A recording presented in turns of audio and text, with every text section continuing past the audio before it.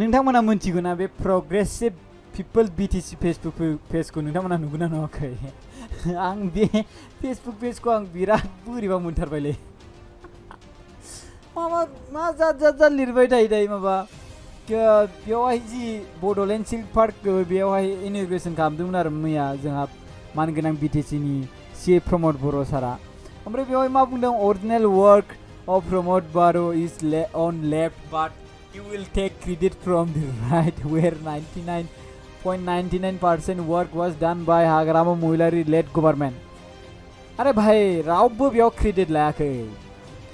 बिथाङा जास्ट इन'ग्रेसन खालामहैदों बिथाङा बिटिआरनि चिफ महरै हांख्राय जाबाय नालाय बिथाङा थांबाय दा बिथाङाथ' बुङाखैना जे इउपिपिएल पार्टिनि गभर्नमेन्टआ बानायदों प्रमद बर' साराथ' बिदि बुङाखै आरो हाग्रामा महिलारियाबोथ' बिदिनो बुङाखै जे बिपिएफ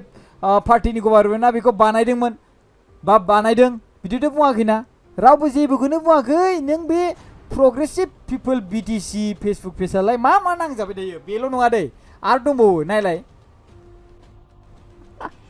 आरो नायदो बेयावबो आरो बेखौबो जालायबाय आरो बेसारा बे दालां माने बिटिसि में असली परिवर्तन माबा लेफ्ट प्रमोद बर' ब्रिज लकेलि कल परिवर्तन bridge in Chirang right Hagrama bridge in Chirang अरे बाबा बे दालांखौ बानायनाय खारनबो जानो हागौ ना इमारजेन्सिनि थाखाय दा बे दालांखौ बानायाबानो कि मानसिफोर थांलाय फैलाय खालामनो हायाबा अब्ला मा सानस्रिनानै थांसै नामा ना मा जाखो आरो बे हाग्रामा ब्रिजखौबो दा बानायनो बेसेबां बोसोर नांदों बेखौ मिथिगौ ना दा बे माने इउपिपिएल पार्टिया बेसेबां गोबाव जाखो गभर्नमेन्ट बानायनाया कभिड-19 साग्लोबसारनानै बेसेबां बेस्थ' मायावबा आरो दा बेफोरबायदि खामानि मावनायावबो दालां दंफांनि दालां बानायनानै होनो हालायबावदोंसो इमारजेन्सिनि थाखाय साइड बानायनो हागोन जेरै रनसाय दामनियावबोथ' बेसेबांबा गोबाव जाबाय दासिमबो बानायाखैनो बानायनानै दोनदों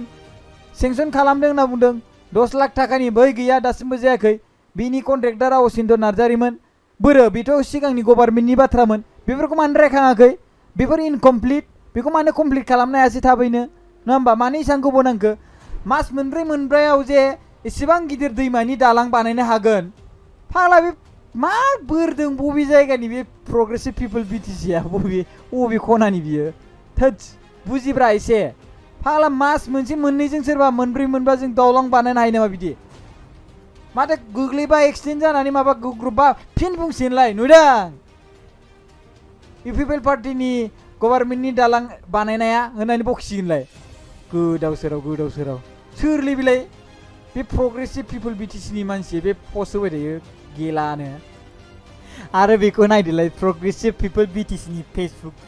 पेजनि कमेन्ट बेयावहाय मोननै बाजेट सेसन जाबाय दै माने जेब्ला इउपिपिएल पार्टिया गभर्नमेन्ट दादोंमोन बिटिआरआव बा बिटिसिआवहाय ओमफ्राय बिनि उनावहाय दासिमहालागै मोननै बाजेट सेसन जाबाय मोननै बाजेट सेसनावबो दासिमबो बिपिएफ पार्टिनिफ्राय बा अपोजिसन पार्टिनिफ्राय सासेबो थाङाखै आरो बिराद दुखुनांथाव बाथ्रा बेवहाय प्रग्रेसिभ पिपल बिटिसिनि बे फेसबुक पेजआव मा कमेन्ट खालामदों नायदो बेथ' अपोजिसन पार्टिनिनो फेसबुक पेजखौ आं मिन्थिखागौ आरो बेयाव अपोजिसन पार्टिखौनो रिक्वेस्ट खालामबावबाय आरोना दे नोंनि साननायानो जाफुंदोंसै जे नेक्स्ट बाराव फैथोंसै हाग्रामा महिलारि सारा आरो बिथांनि मावथि लोगोफोराबो फैथोंसै आरो बिथांमोननि बिबुंथिखौ लाफैथोंसै मानो होनबा रायजो राजाफ्रा बिथांमोननि महर मोखां गासिबो नायनो लुबैथारबाय बिथांमोना मा हालोदाव दङ बेखौ नायनो लुबैबाय आरो लोगोसे बिथांमोना मा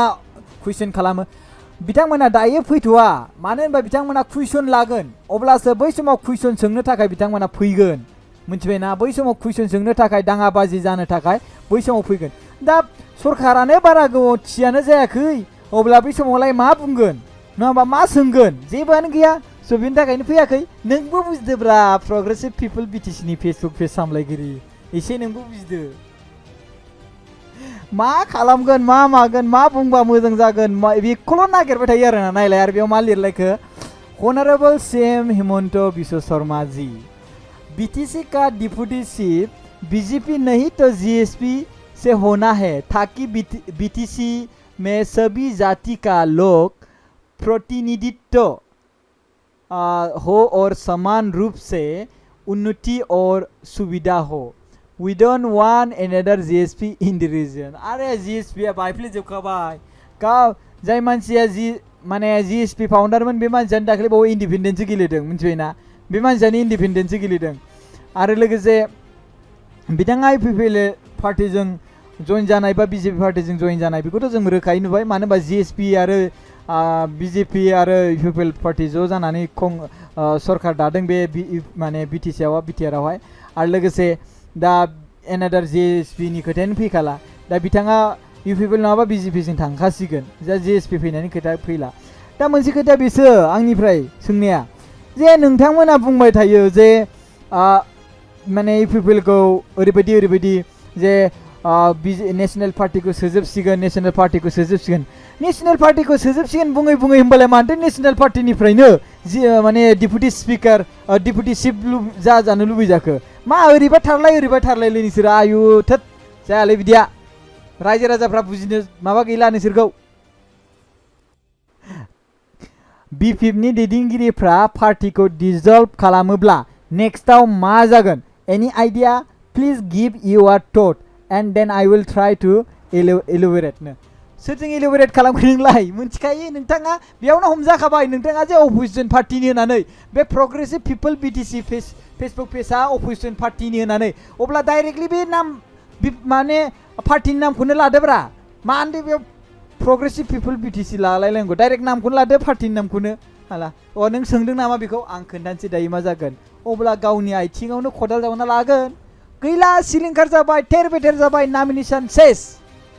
बिपिएफनि दैदेनगिरिफ्रा पार्टिखौ डिजल्भ खालामोब्ला होनबाय अब्ला बेयावनो बिपिएफ होनना बुंबाय एलुबरेट I will try to elaborate नो अब्ला नों एलुबरेट खालामोब्ला सोरजों बिपिएफ पार्टी अब्ला नों बिपिएफ पार्टिनोखा अब्ला नों बे प्रोग्रेसिव पिपल बीटीसीखौ नों बिपिएफ पार्टी खालामना लानानै साबसिन जासिगोनबा बेखौ बिपिएफ पार्टी खालामना लादो प्रोग्रेसिव पिपल बीटीसीखौ बेयावनो हमजाखाबाय नोंनो मेनसन खालामदों जों बुंनो गोनांथि गैखाया बेयावहाय प्रोग्रेसिव पिपल बीटीसीनि मुंखौ बिपिएफ पार्टिनि माबा खालामना लादो आरो नायदो बाजेटनिबो बाथ्रा बुंलायबावबाय सिगाङावथ' नोंथांमोननि बाजेट खालामनायखौथ' जों मोनथिबावानोमोन सोर बेसेबां बाजेट मा थिखांदों मा खालामदों बबे खनायाव फैसा गारदों बबे मायाव मा गारदों बबेथिंजाय मा खुंदों बबेथिंजाय मा प्रग्राम खालामदों बेखौ मोनथियानोमोन दानिखौ जों मोनथिबावदों मोनसे मोननैबाबो जि मोनथिबावदों दायो